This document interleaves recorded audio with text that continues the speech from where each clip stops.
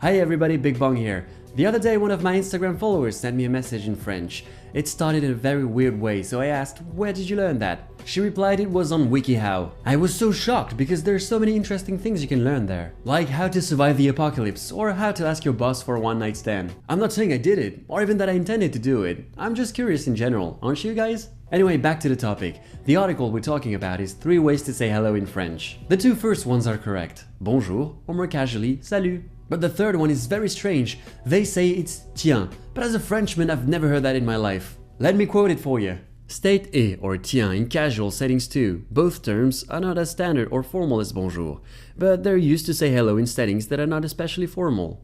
Et is best translated as the English hey. The term is pronounced similarly, with the e sounding close to the English a. Another informal greeting used amongst friends is et là. This translates to hey there.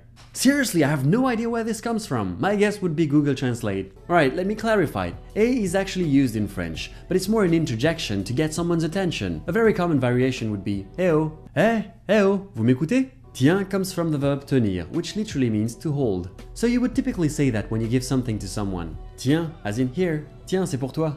Now back to our context. When seeing someone, you could indeed use tiens or tiens donc, but it's an expression only used to express your surprise.